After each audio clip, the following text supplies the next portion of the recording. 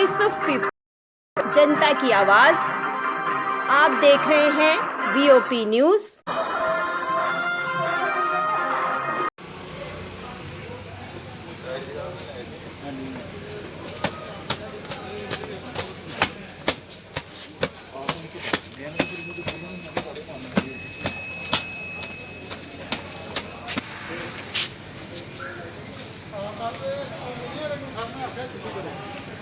हाँ हेलो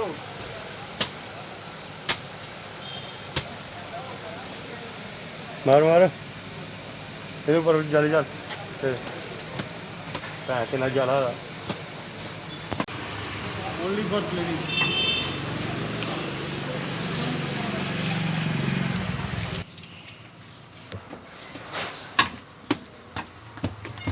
अपना तेरी फोटोवारी बनने का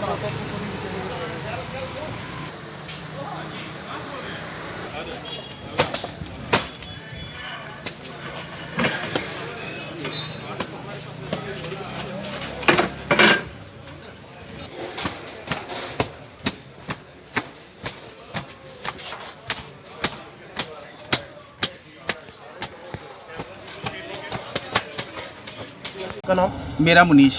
मुनीष जी क्या कहना चाहेंगे जिस तरह से आज आपने शॉप ओपन की है? बात है जो हमारे एडमिनिस्ट्रेशन डीसी साहब जो हमारे यहाँ पे यूनियन के जो हमारे प्रेसिडेंट हैं उन्होंने अच्छा स्टेप उठाया कि दुकानें खोलो, उसको थोड़ा यहाँ पे डस्ट वगैरह पड़ी है साफ़ सफाई करो और सोशल डिस्टेंसिंग में आओ।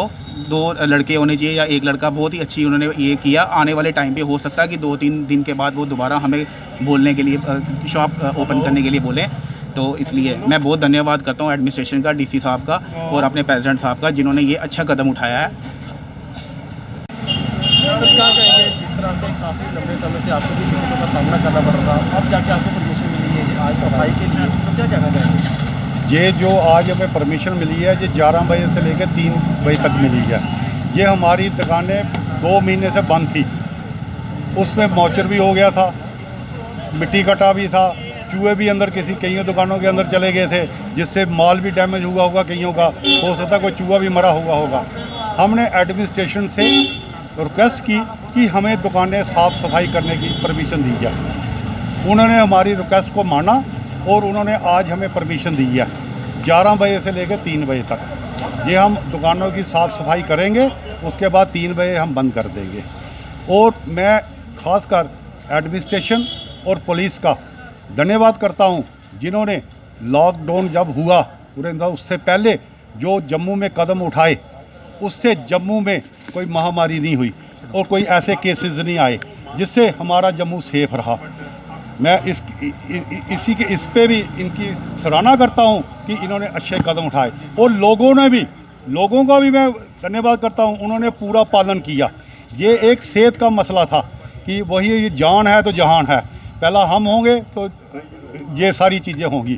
इसके लिए लोगों ने भी भरपूर साथ दिया। अगर हम आज ठीक उतरेंगे, सोशल डिस्टेंसिंग हर चीज़ पे फॉलो करेंगे, फिर एडमिनिस्ट्रेशन को रिक्वेस्ट करेंगे कि 1-2 दिन बाद हमें दोबारा मौका दिया जाए, जिससे हम थोड़े टाइम के लिए, हम नहीं कहते फुल डे के लिए, थोड़े टाइम के लिए हमें परमिशन दी जाए, जिससे हम अपनी दुकानें खोलें, जिससे हमारी भी रोजी रोटी चले। 2 महीने हो गए हैं, हर कोई व्यापारी जो मिडिल क्लास है इस पर बहुत परेशान है, उनके लिए एक किस्म का मैं कहता हूँ कईयों के पास खाने के लिए नहीं है। मेरी एडमिनिस्ट्रेशन से एलजी साहब से भी मेरी रिक्वेस्ट है कि एक हमारा बिजली का किराया 6 महीने के लिए माफ़ किया जाए। एक जो बैंक लोन है उन पे भी टैक्स जो है वो उनके भी इंटरेस्ट जो है माफ़ किया जाए और जीएसटी में भी रियायत दी जाए और व्यापारियों को कोई पैकेज दिया जाए जिससे व्यापारियों को भी राहत मिले। सर, जो अभी ये स्टेप प्रशासन की तरफ से उठाया गया, आपको लगता है कि पोस्ट लॉकडाउन जो दुकानें खोलने का सिलसिला है वो शुरू होगा, क्योंकि आप लोगों को शुरू से रियायत दी गई है? तो देखो जी, हमें उम्मीद पूरी है, हमें आगे रियायत मिलेगी, हम कितनी देर इसको बंद रखेंगे? देखो, आज पूरा आलम और पूरा हिंदुस्तान और उसके साथ साथ जम्मू कश्मीर भी जिस लपेट में आया हुआ है, जो कोविड-19 और कोरोना वायरस के नाम से जाना जाता है, आज तकरीबन 45 दिन पास हो चुके हैं जब से देश ने कुछ स्टेप्स उठाए लॉकडाउन के नाम से, और कांग्रेस पार्टी ने स्टार्टिंग में ही ये हाईलाइट किया था और सरकार को बता दिया था कि ये बहुत एक लंबा सिलसिला है और इसके जो इम्पैक्ट्स इस बीमारी और उस बीमारी को कंट्रोल करने के लिए जो लॉकडाउन का सिलसिला है, जो सोशल डिस्टेंसिंग के नाम से भी काफ़ी पॉपुलर है, और जब आप ये अनाउंस करते हैं तो उसके इम्प्लीकेशंस जो हैं, जो हमारे डेली अर्नर्स पर, जो मजदूर तबका है हिंदुस्तान का, चूंकि हम एक गरीब मुल्क है कंपैरेटिवली, तो उनका जो सिचुएशन बनेगा उसके लिए सरकार को कुछ न कुछ उनको इमदाद या उनको कोई सहायता देने का भी सोचना चाहिए। मगर सरकार ने अनाउंसमेंट्स, तो जो आदत है हमारी सेंट्रल गवर्नमेंट का, अनाउंसमेंट तो बहुत करते हैं और इतने सारे प्रोग्राम सुनाए देते हैं कि आदमी थक जाता है। मगर जब ग्राउंड पर देखते हैं, पहले तो कांग्रेस की बात शायद उनको कड़वी लगी, मगर आज पूरे देश में आवाजें उठी हैं। आप देखेंगे कि कोई प्रदेश ऐसा नहीं है जहां से इन गरीब लोगों की आवाजें नहीं उठी। रेल पटरियों तक भी मतलब भरे हुए हैं, नेशनल हाईवेज भरे हुए हैं, सब जगह एक महामारी टाइप फैली हुई है। और इन सारी चीजों को कंट्रोल करने के लिए भी कांग्रेस अध्यक्षा सोनिया गांधी जी ने बर वक्त सरकार को सुझाव दिया था, कई सुझाव दिए थे, मगर उसमें जो सबसे बड़ा सुझाव था, एक कोऑपरेटिव नेचर का सुझाव दिया था। ये भी नहीं कि भाई खाली अकेले सरकार को डिक्टेट करो। ऑफर दी थी कांग्रेस पार्टी ने कि अगर इन लेबरर्स का एक दूसरे स्टेट से जाने का अगर सरकारों ने इजाजत अगर वो बनाते हैं और रेल्स का इंतजाम करती हैं, रेल चलाती है, तो जो गरीब 2-2 महीने से कोई आमदनी नहीं उनके पास, कोई उनके बाल बच्चों को खाने पीने के इंतजाम नहीं है, ऐसी सूरत में उन रेलों में भर के उनको अपने अपने होम स्टेट्स में भेजने के लिए कांग्रेस पार्टी ये खर्चा बियर करेगी। मेरे ख्याल से इतनी बड़ी ऑफर अभी तक दुनिया में किसी अपोजिशन ने किसी रूलिंग स्टेट के साथ में इतना बड़ा मतलब इशू नहीं दिया होगा। तो उसके बाद में सेंट्रल गवर्नमेंट ने सारे स्टेट गवर्नमेंट्स के साथ मिल करके एकदम इस माइग्रेशन को रोकने के लिए इंटरनल सिग्नल दिया कि किसी हालत में भेजना ही नहीं। कहने को कहा है कि central government, railway department 85% bear करेगा और 15% स्टेट्स करेगा, और एक्चुअल में अलाउ ही नहीं कर रहे। आप देख रहे होंगे कई दिनों से कांग्रेस रूल स्टेट्स ने, जो उनके स्टेट में बाहर के लोग पड़े हुए थे, उन्होंने उनका इंतजाम किया, ट्रेन का इंतजाम किया। जो उन रियासतों के लोग दूसरे स्टेटों में पड़े, उनका भी लाने का इंतजाम वो करना चाहते हैं। मगर सेंट्रल गवर्नमेंट, रेलवे मिनिस्ट्री और दूसरे रेस्पेक्टिव स्टेट्स परमिशन ही नहीं देते। वही हालत अगर मैं आपको जम्मू कश्मीर की बताऊं, सरकार ने तो 40-45 हजार लोग जम्मू कश्मीर के, हालांकि इनके पास कोई रिकॉर्ड था ही नहीं, बार बार इनसे सवाल पूछा कि बताओ कितने लोग बाहर हैं और कितने लोग दूसरे रियासतों के जम्मू कश्मीर में। शायद 2 दिन पहले तक इनके पास कोई फिगर नहीं था। बाद में इन्होंने जो भी अपना नेटवर्क बिठाया तो भी कहा कि 45 हजार लोग जम्मू कश्मीर के बाहर हैं, और हमारे अनुमान के हिसाब से it is not less than 70,000 जो जम्मू कश्मीर के बाहर के रियासतों में, और कुछ लोग बाहर के कंट्रीज में भी है, स्टूडेंट वगैरह। और जिसमें सरकार अभी तक क्लेम खुद ही कर रही है कि 31 हजार लोग हमने लाए, या अपने आप वो गोड़ियां करके पहुंच गए स्टेट में। तब भी अभी 40 हजार लोग विदेशों में या देश के अन्य भागों में, जिसमें ज्यादातर लेबर तबका है, जो मजदूरी करने वाले लोग थे, स्टूडेंट्स हैं, ट्रेडर्स हैं छोटे छोटे, और बीमार लोग जो डिफरेंट अस्पतालों में गए हुए थे लॉकडाउन की वजह से वहीं पड़े हुए। उसके लिए अखबारों में नोडल अफसर हमने बहुत सुन लिए, अखबारों में बड़े टेलीफोन नंबर सुन लिए, मगर जो हमारे पास इनपुट है, चूंकि हमारा एआईसीसी में भी ऑल इंडिया लेवल पर भी तमाम रियासतों और यूटीज के साथ तालमेल करने के लिए एक कंट्रोल रूम बना हुआ है स्टार्टिंग से। उस कंट्रोल रूम से हम कनेक्टेड है। उस कंट्रोल रूम के जरिए से जो डिफरेंट स्टेटों से हमारे पास इनपुट आया या हमारे स्टेट से जो बाहर गया, उसके मुताबिक, और हमारे हेल्पलाइन जो पीसीसी ने यहाँ पर एस्टेब्लिश किए, कंट्रोल रूम एस्टेब्लिश किया, उन सारे हेल्पलाइन और कंट्रोल रूम्स के इनपुट के हिसाब से करीब 40 से 1,000 लोग अभी देश के अलग अलग भागों में पड़े हुए हैं। और उसमें वो लोग ज्यादा परेशान है जो पढ़े लिखे नहीं, वो लोग ज्यादा परेशान है जिनके पास स्मार्टफोन नहीं, वो लोग ज्यादा परेशान हैं जिनको ये नहीं पता है कि हम इस वेबसाइट को कैसे खोलें और उस पर अपने आप को रजिस्टर कैसे करें। इस 40 से 1,000 लोगों में जो भी बाहर हैं, बीमार हैं, कमजोर हैं, मेरे ख्याल से 80% ऐसे लोग हैं जिनको कोई भी हेल्पलाइन काम करते हुए नहीं दिखाई दे रही, जिनको कहीं पर भी रजिस्ट्रेशन नहीं हो रही। उनको हम अपनी पार्टी लाइन्स के जरिए से अभी तक जोड़े हुए। बदकिस्मती की बात है, हमारा पीसीसी कंट्रोल रूम और हेल्पलाइन्स ये भी सरकार को असिस्ट करना चाहती है, हमारी जम्मू कश्मीर सरकार। हमारे पास जो इनपुट्स आ रहे थे, हमारे पास जो रिक्वेस्ट्स आ रहे थे, वो रिक्वेस्ट्स हम इनके नोडल अफसर्स को पास ऑन करना चाहते थे ताकि वो सरकारी तौर देखें कि जो हमने अनाउंसमेंट किया उसके मुताबिक इनकॉर्पोरेट है। और वो नोडल अफसर्स कांग्रेस पार्टी के हेल्पलाइन चलाने वाले लोगों से भी रिक्वेस्ट नहीं ले रहे, कंट्रोल रूम से कोई रिक्वेस्ट नहीं ले रहे। आपको जानकारी होगी कि 6 मई को हमने रियासत के चीफ सेक्रेटरी साहब को एक चिट्ठी लिखी थी जिसमें हमने कहा था कि अगर आप डाटा हमारे साथ शेयर करें कि कहां कहां पर जम्मू कश्मीर के लोग सरकारी तौर पर आपके पास रजिस्टर लोग कहां कहां पड़े हैं, उनको अगर दिक्कत है, सरकार अगर बर्दाश्त नहीं कर पाती है, कांग्रेस पार्टी डिफरेंट स्टेटों से कोऑर्डिनेट करके उनको वहां से लाने का इंतजाम करेगी। और जो बाहर की रियासतों के यहां पड़े हैं उनको भी हम अपने रेस्पेक्टिव स्टेटों में भेजने के लिए, बशर्ते कि आप ऑफिशियल डाटा शेयर करें, बशर्ते कि आप परमिशंस टू एंड फ्रो बनाएं, बाहर के लोगों को आने का और यहां के लोगों को जाने का। आज तक चीफ सेक्रेटरी साहब ने यह मुनासिब नहीं समझा किसी भी चैनल के जरिए वो इंफॉर्मेशन शेयर करें ताकि हम उनको फैसिलिटेट करें, ताकि हम उनको मदद करें।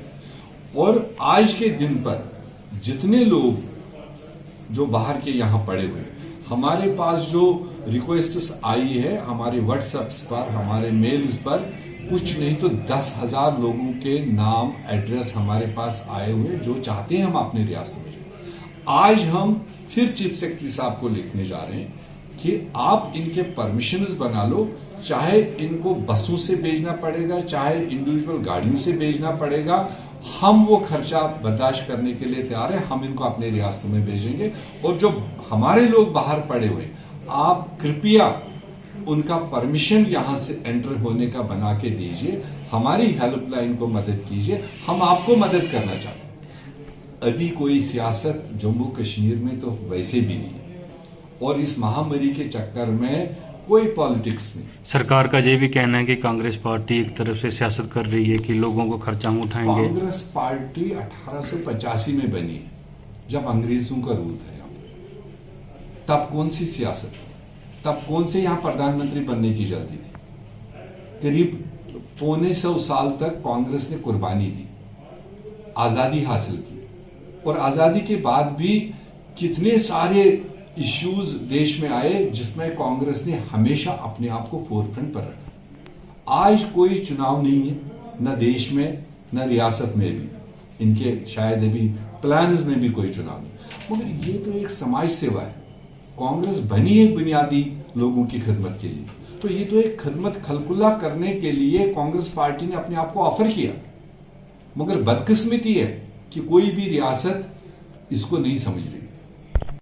चीफ सेक्रेटरी साहब से गुजारिश है, एलजी साहब से गुजारिश है, दोनों साइड आने जाने वाले लोगों का लिस्ट फराहम करिए, जो हम आपको लिस्ट भेजेंगे उसका परमिशन दीजिए, हम उन लोगों को आपको मदद करेंगे पहुंचाने में। मगर उससे ज्यादा हम जम्मू कश्मीर 2 प्रोविंसेस का इस वक्त, जम्मू और कश्मीर। सबसे बड़ी बदकिस्मती है जो विंटर में मजदूरी के लिए यहां आते हैं या कोचिंग के लिए यहां बच्चे आते हैं, उन पर भी रोज नए नए कवानीन लगा रहे हैं। कोऑर्डिनेशन हमारी स्टेट एडमिनिस्ट्रेशन में नहीं, कोई एक सिंगल विंडो सिस्टम नहीं रख रहे। मेरा सुझाव है आसानी से अगर वो अपने एसएचओज को ऑथोराइज कर लेते, हर एक एसएचओ के रेंज में कौन कहां पर पड़ा हुआ है, वो आसानी होती किसी भी गरीब को, किसी भी अनपढ़ आदमी को, कि वो अपने एसएचओ तक अपनी रिक्वेस्ट दे दे कि भाई मैं ये परिवार लेकर, मैं ये 10 लोग लेकर यहां पड़ा हूं, मुझे आप फैसिलिटेट कीजिए, मैं गाड़ी अपनी कर रहा हूं, मैं अरेंजमेंट अपना कर रहा हूं, मुझे परमिशन दिलवा दीजिए, क्योंकि माह रमजान का आखिरी पड़ाव है, आगे शेब कदर है और आगे ईद के दिन है। तो इस चीज को मद्देनजर रखते हुए मेरी हाथ जोड़कर अपील एलजी साहब को, चीफ सेक्रेटरी, उनके सारे एहलकारों को, मेहरबानी करके ये जम्मू से श्रीनगर जाने वालों का सिलसिला इजी करिए। मजदूर लोग आपके मेल को फॉलो नहीं कर पा रहे हैं, मजदूर लोग वो फॉर्मेलिटी नहीं पूरी कर पा रहे हैं, उनको इजी सिस्टम दीजिए, या एसएचओ कंसर्न को वो रिपोर्ट करें या एसडीएम को रिपोर्ट करें और उनका परमिशन बनवा लीजिए, ताकि वो टाइम पर अपने अपने घरों पहुंचे, अपने अपने परिवार। इसी तरह से जो जम्मू में स्टूडेंट्स की वहां से टेलीफोन्स आ रहे हैं, वहां से रिक्वेस्ट्स आ रही है, जम्मू से पुंछ, राजौरी, डोडा, किश्तवाड़ या इस खत्ते में आने के लिए लोग स्टूडेंट ज्यादातर दरमानदा है, जो सेंट्रल यूनिवर्सिटी में है, जो कश्मीर यूनिवर्सिटी में है, जो इंजीनियरिंग इंस्टीट्यूट्स में है, जो एम्प्लॉइज वहां पर है, जो आना चाहते हैं। इन 2 खत्तों को इजी कर लीजिए, इनको इंटरनेशनल मसला मत बनाइए, ये ह्यूमैनिटेरियन मामला है, इसको इजी करके इन लोगों को दोनों आर पार जाने का सिलसिला बनाइए। Thank you.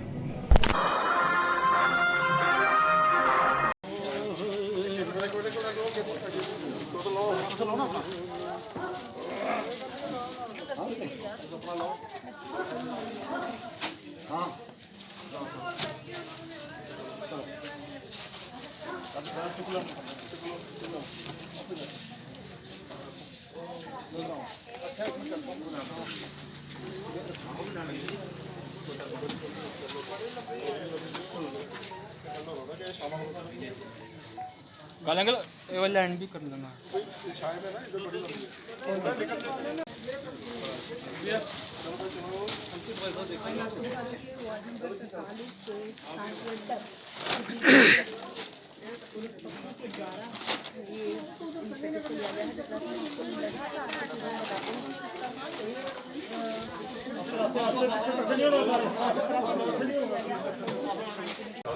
हमारे जो जिला के प्रधान हैं विनय गुप्ता जी, और हमारे जिला के जनरल सेक्रेटरी हैं अंकुश गुप्ता जी, और जो मेरे साथी जो मेरी पूरी टीम है, उन लोगों को मैं बहुत बहुत धन्यवाद करता हूँ जो इतना टाइम निकाल कर तो वो इस काम में मेरा सहयोग कर रहे हैं। और मैं आपके माध्यम से ये अपने बाढ़ के लोगों को, अपने शहर के लोगों को और अपने जितने भी मेरी जहाँ तक ये आवाज़ जाएगी तो लोगों से ये हाथ जोड़ के विनती करता हूँ कि भाई आप लोग अपने घर में रहें, सेफ रहें, जैसे प्रधानमंत्री जी बोले इनके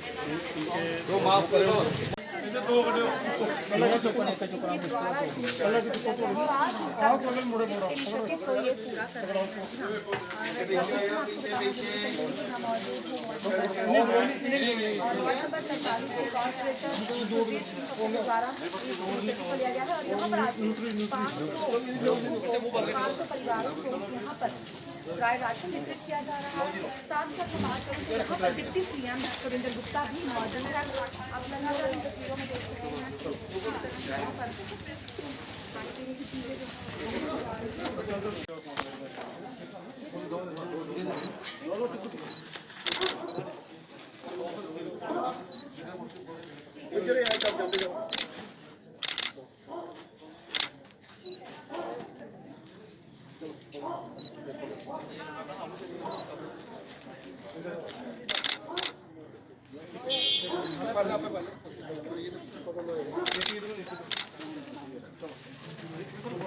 जो राशन वितरित भारतीय जनता पार्टी के कार्यकर्ताओं द्वारा हर दिन जम्मू जिला में 2000 लोगों को राशन वितरण किया जाता है अलग अलग स्थानों पर।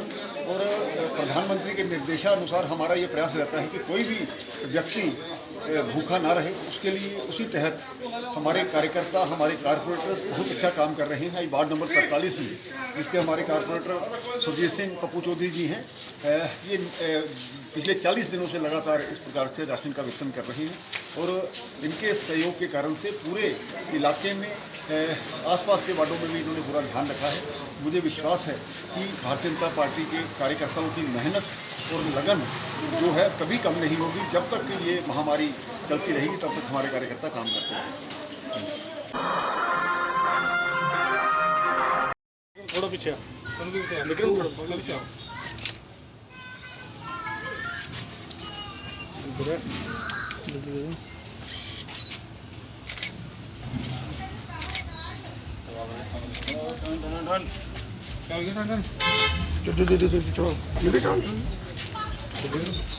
चला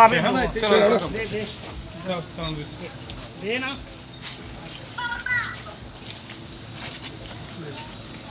फोटो तो मार लिया मंदिर फोटो दे हमने 7 कैमरा ते ना इधर दे कैमरा नहीं फोटो मार लिया तो वाला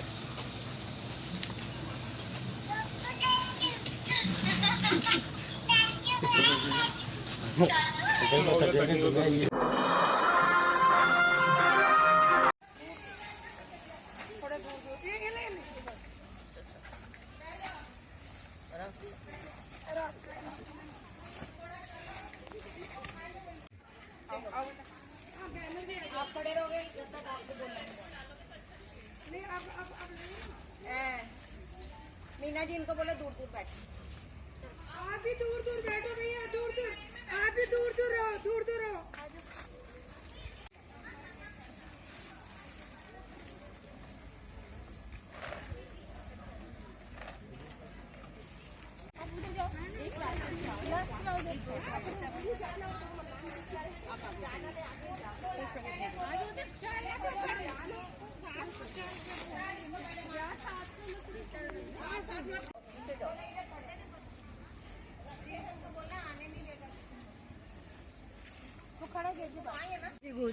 सिर्फ एक लाइन का मैसेज इनर व्हील क्लब की तरफ से अपने प्यारे भाई बहनों को देना चाहती हूँ।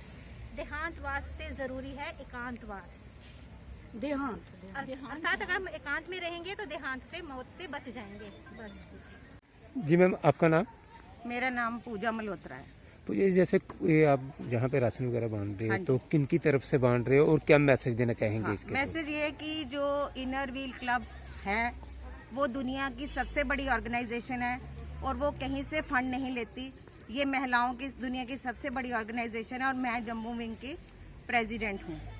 और ये हमारी एग्जीक्यूटिव टीम है सारी, और हम आइडेंटिफाई करते हैं हमारे मेंबर्स कि किस लोकेलिटी में ये कोविड-19 की वजह से जहाँ राशन नहीं पहुँचा, हमारे मेंबर्स अपने अपने आसपास सर्वे करते हैं।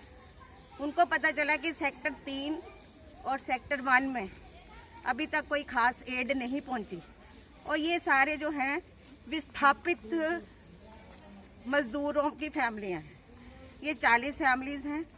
हमने राशन और इनकी जो ज़रूरतमंद डेली ज़रूरत की चीज़ें हैं, सैनिटरी नैपकिन्स और हाँ जी हाँ, राशन सारा दिया, और जो डेली नीड की चीज़ें हैं वो दी, प्लस सैनिटरी नैपकिन्स दिए। और हमने इनको ये आश्वासन दिलाया है कि अगर ये चलता रहेगा लॉकडाउन तो हम फिर से अपने मेंबर्स को अपील करेंगे, क्योंकि ये हमारे मेंबर्स ही कंट्रीब्यूट करते हैं, हम किसी से मांगते नहीं हैं। तो फिर हम अपने मेंबर्स को अपील करेंगे कि फिर से कंट्रीब्यूशन करें, फिर से इन लोगों की मदद के लिए आएँ। और हमारे जम्मू वासियों को, भारतवासियों को ये संदेश है कि हमें जो सेंटर की तरफ से और हमारी गवर्नमेंट की तरफ से जो हमें इंस्ट्रक्शंस आई हैं उनको हमें फॉलो करना है और उससे कोविड-19 से बचना है। पहले सबसे पहले अपनी सुरक्षा करनी है और अपने आसपास जो नीडफुल हैं उनकी मदद करनी है। इधर उधर भागने की ज़रूरत नहीं है। और आपके चैनल के माध्यम से मैं पूरे भारत को मोदी जी से इंस्पायर होके एक स्लोगन दे रही हूँ जो डेडिकेटेड है फॉर इंडिया। 2 गज की दूरी बनाना है जरूरी, 2 गज की दूरी बनाना है जरूरी, 2 गज की दूरी बनाना है जरूरी। Thank you very much. जय भारत। और सारे जो हमारे कमेटी मेंबर्स हैं और डॉक्टर्स हैं, जो फ्रंटलाइन डॉक्टर्स हैं, जो पैरामेडिकल हैं, जो पुलिस पर्सनल्स हैं, जो मीडिया वाले हैं, जो अपनी जान जोखिम में डाल के पूरे इस जो पेंडेमिक है उसमें आ रहे हैं और अपना योगदान दे रहे हैं, उनको हमारी तरफ से, हमारे इनर व्हील की तरफ से बहुत बहुत नमन और धन्यवाद और शुक्रिया और सल्यूट्स। जय हिंद, जय भारत।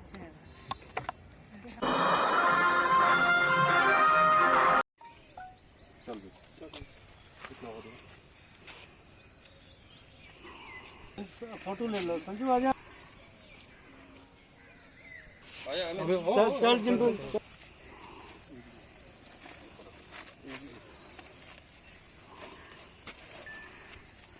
थोड़ा सोशल डिस्टेंस।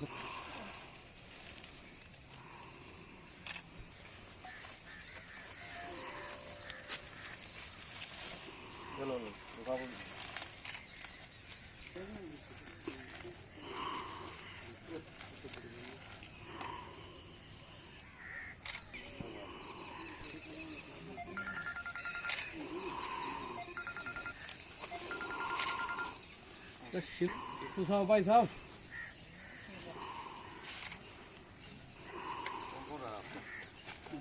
सर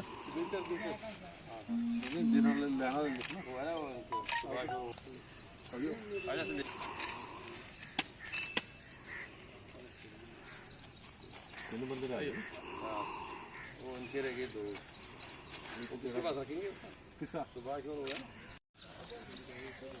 आज ये साइंस कॉलेज ग्राउंड में हम सारे जो पुराने क्रिकेटर और सारे फ्रेंड्स इकट्ठे हुए हैं। आज हमारा यहाँ पे इकट्ठे होने का एक ही मकसद है कि जैसा हम जानते हैं कि आज की दौर में पूरी दुनिया में या पूरे वर्ल्ड में जो है हर एक जो है एक दूसरे की मदद कर रहा है। तो हम जो हैं पुराने क्रिकेटर हैं, तो हमने भी एक इनिशिएटिव लिया है कि हमारे जो नीडी ग्राउंड्समैन हैं या जो नीडी अंपायर्स हैं, स्कोरर्स हैं, जो कि क्रिकेट कंडक्ट में या जो भी मैच होता है कि इनका जो बड़ा अहम रोल होता है कि जैसा कि हम सभी जानते हैं कि अगर कोई ग्राउंड्समैन एक अच्छी ग्राउंड नहीं बनाएगा, अच्छी विकेट नहीं बनाएगा या एक अच्छा अंपायर या एक स्कोरर उसका पार्ट नहीं बनेगा, तो उसके सक्सेसफुल कंडक्ट के लिए इनका जो बड़ा अहम रोल होता है। तो आज हम सारे जो क्रिकेटर, पुराने क्रिकेटर हैं, हम इकट्ठे हुए हैं। तो हमने एक कोशिश किया कि इनको हम थोड़ा बहुत कंट्रीब्यूट कर सकें। हमने एक बड़ा नॉमिनल सा अमाउंट फिक्स किया था। हमने को 20 लोग जो नॉमिनेट किए थे, आज की डेट में हमने इनको एक अमाउंट जो है कि 1000 जो है पर पर्सन के लिए एक फिक्स किया था। और साथ में एक राशन है, राशन आइटम जो है इसमें चावल है, दाल है, आटा है, जो एक कोई 1.5 महीने का एक राशन है जो हमने इनको ये एक फर्स्ट इंस्टॉलमेंट के तौर दिया है। अगर ये लॉकडाउन और बढ़ा तो हम नेक्स्ट मंथ फिर जो है दोबारा बढ़ेंगे। ये हमारी कोशिश है।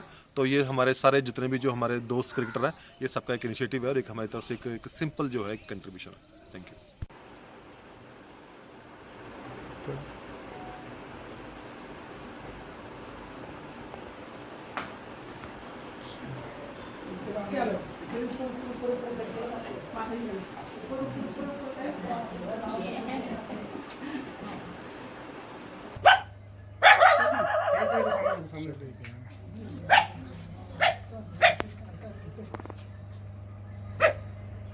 देखो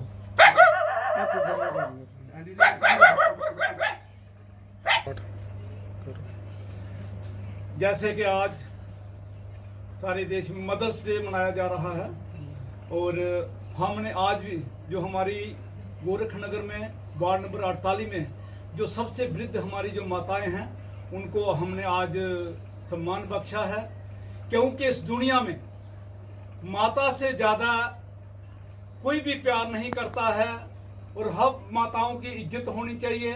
और आज के दिन क्योंकि माता ही एक ऐसी प्राणी है जो कि जिसका प्यार हमेशा दुनिया में निस्वार्थ होता है, माँ का। तो हम चाहेंगे कि हर एक आदमी माँ की इज्जत करे। आज उन लोगों के लिए मैसेज है जो लोगों ने अपनी माताओं को अपने वृद्ध आश्रम में जो भेज रखा है, उनके लिए जो मैसेज है कि अपनी माताओं का, हम अपने माता पिता का जितना सम्मान करेंगे है, वो हमारे जो बच्चे हैं उन्हीं को वही जो संस्कार मिलेगा।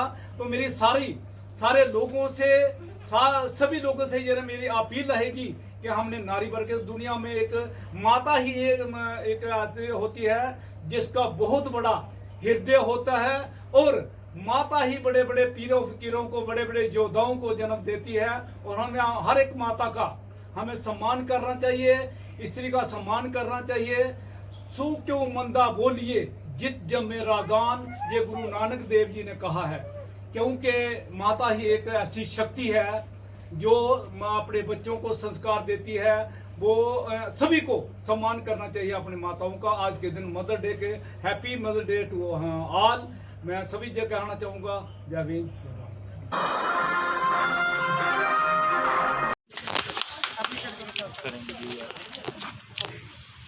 चलो मैडम चाहिए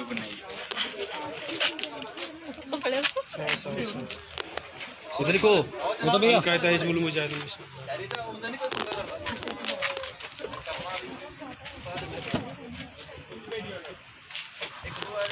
जाओ आप जाओ यार, कोई बोल रहा, जाओ यार। तो और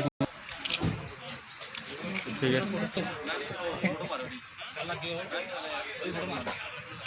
दीपू भैया, चलो चलो देव अगली पोस्ट देती है, पता नहीं है। ठीक है जी, मैं बाद में कोई बात नहीं। ओके ओके शमी भैया करो इधर सामने, चलो सामने।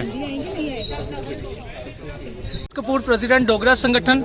जैसा कि सब जानते हैं कि आज कोविड-19 के चलते, महामारी के चलते, आज एक आम आदमी जो अपने घरों में बैठकर अपनी जान बचाने की कोशिश कर रहा है, वहीं पे कोरोना वॉरियर जो बने हुए हैं। पहले हमने पुलिस कर्मियों को सम्मानित किया, अब हमने अपने मीडिया के भाइयों को सम्मानित किया, क्योंकि ये भी कोरोना वॉरियर का काम कर रहे हैं। पूरा डेली एक मिनट 10 मिनट के बाद अपडेट देते हैं न्यूज की। तो इसी को लेकर आज हमने मीडिया के भाइयों को प्रेस क्लब में सम्मानित किया।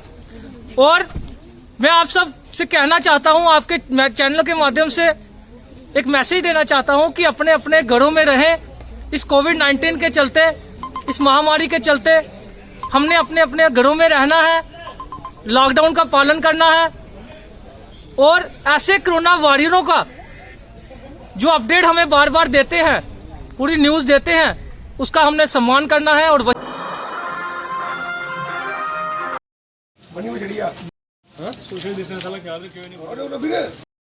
आज से 2 वर्ष पूर्व हमारे एक photo journalist, senior most photo journalist Prem Gupta ji, उनकी निधन हो गया था आज के दिन।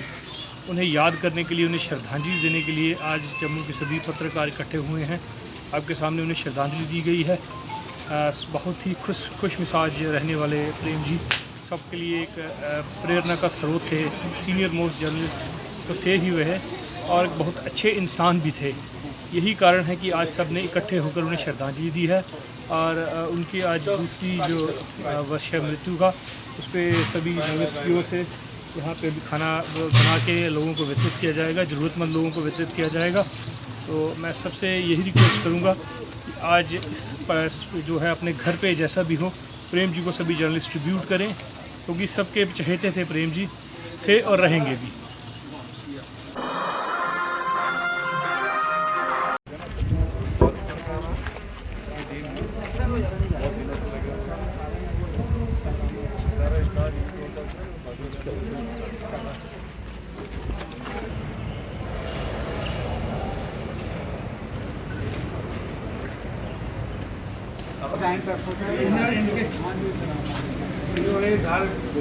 ये जो लड़के ना दिन रात सब गरीबों की मदद करते हैं, शहर बचा दिया जी।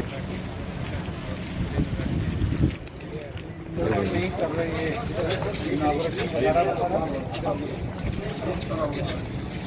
वैसे तो हम करते नहीं हैं आजकल, तो लेकिन ये करवा रहे हैं अच्छी चीज़। बहुत अच्छा, ये वेटिंग एरिया में काम आ जाएगा।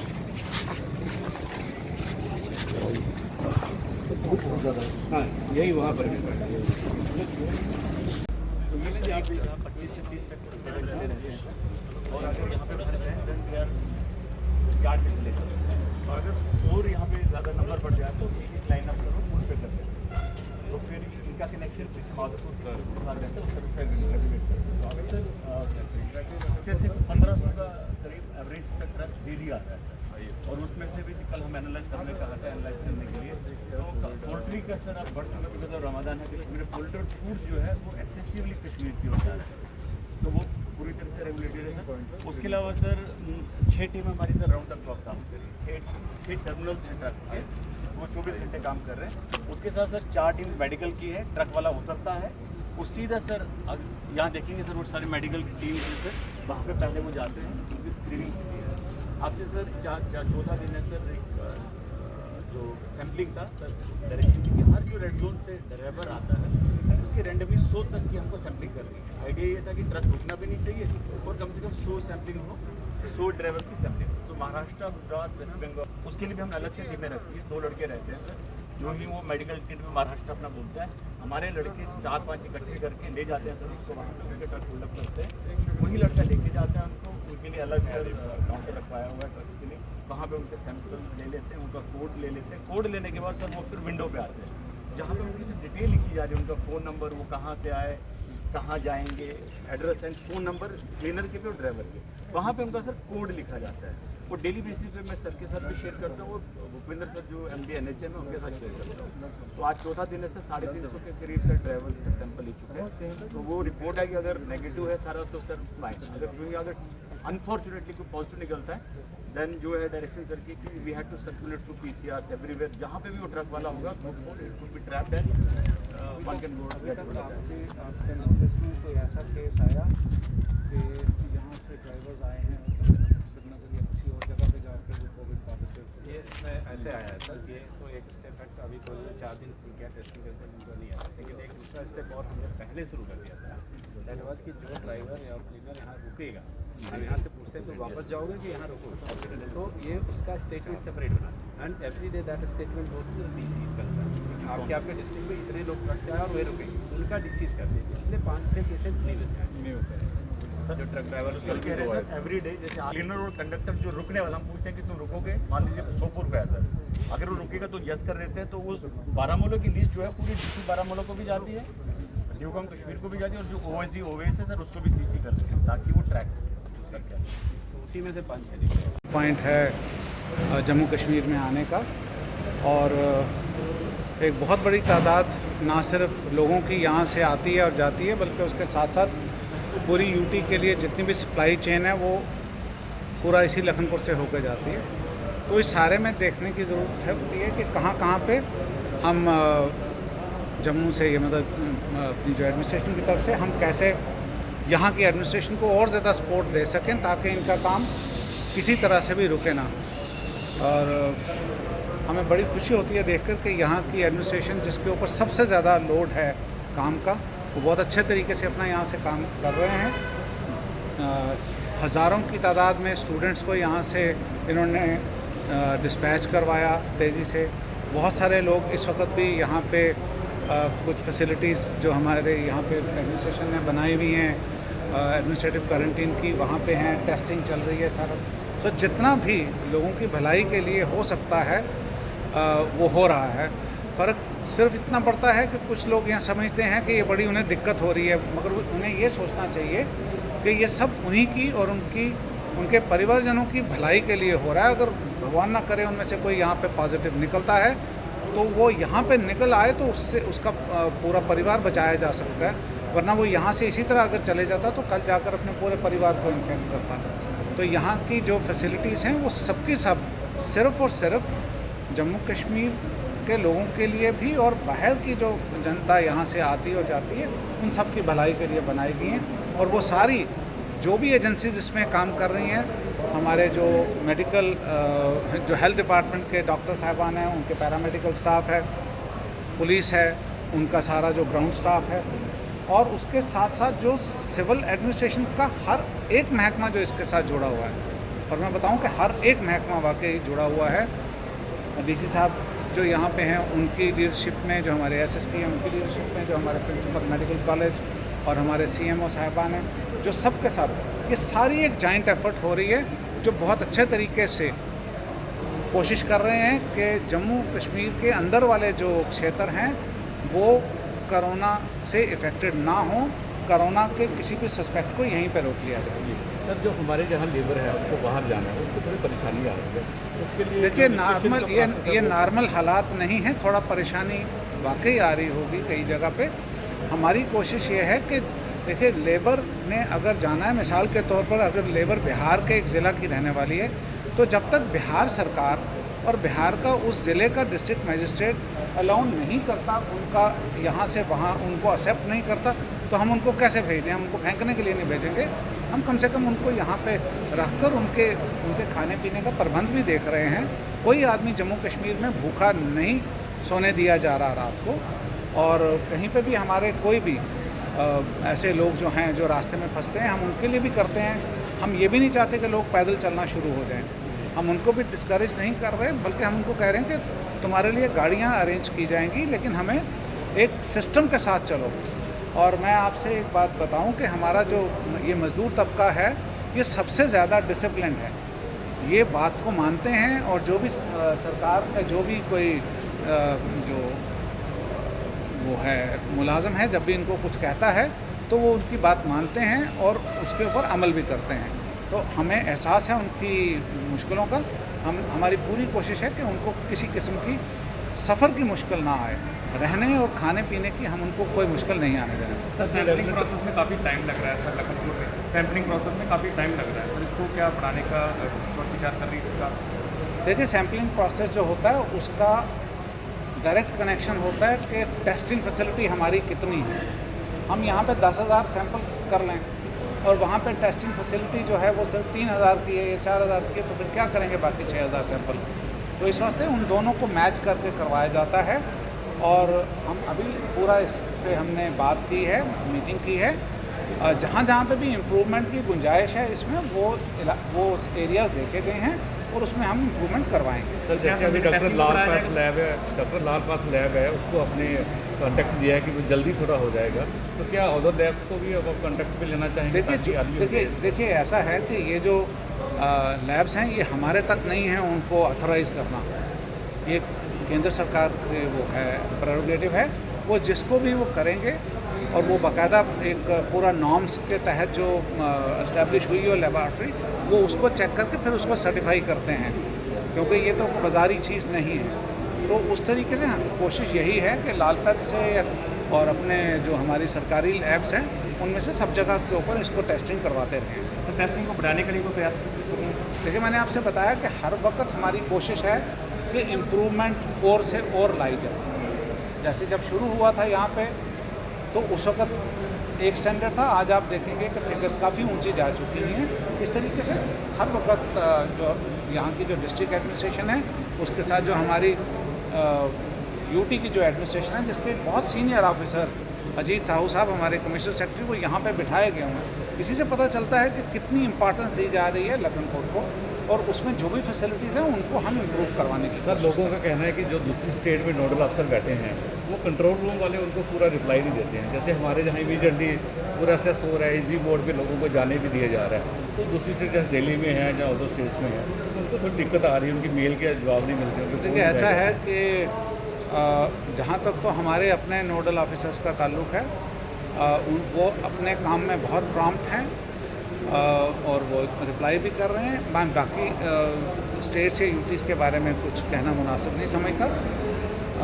अपने वाले लोगों को भी कई मरतबा हमसे शिकायत होती है, क्योंकि हर आदमी को बहुत जल्दी है और लेकिन जल्दी में भी टाइम लगता है।